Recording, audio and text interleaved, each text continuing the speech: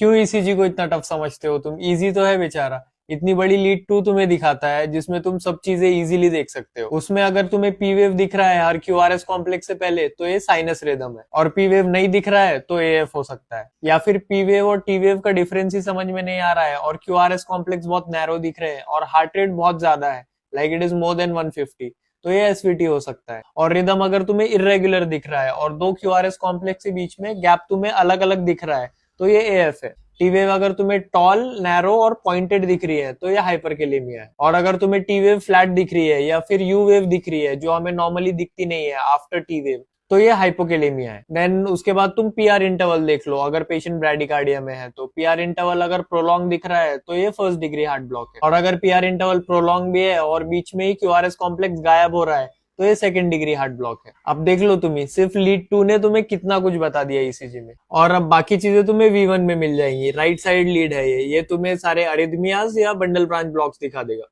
इसमें अगर तुम्हें क्यूआरएस कॉम्प्लेक्स वाइड दिख रहा है तो 3 पॉसिबिलिटीज हो सकती है। वीटी हो सकता है, राइट बंडल ब्रांच ब्लॉक हो सकता है, या फिर हाइपरकेलेमिया हो सकता है। अगर तुम इन तीनों चीजों में कंफ्यूज हो रहे हो तो सारे लीड्स देखो, उसमें तुम्हें क्यूआरएस कॉम्प्लेक्स अगर वाइड दिख रहा है और रेगुलर है रिदम तो इसको वेंट्रिकुलर टाइकार्डिया जैसे ही ट्रीट करो। और V1 और V2 जरूर देख लेना ब्रूगार्डा पैटर्न के लिए, जिसमें तुम्हें ऐसे कूव एसटी एलिवेशन मिलेगा अलॉन्ग विद टी इन्वर्जन। और उसी V1 से जब तुम थोड़ा नीचे आओगे तो तुम्हें वेलेंस सिंड्रोम भी दिख सकता है, जिसमें हमें डीप टी वेव इन्वर्जन दिखती है V2 और V3 में, या फिर बाइफेजिक टी वेव भी दिख सकती है V1 V2 में, कुछ ऐसे। ये जरूर देखना है तुम्हें, क्योंकि अगर ये तुम्हें दिखा तो समझ जाओ पेशेंट का एलएडी पूरा ब्लॉक्ड है।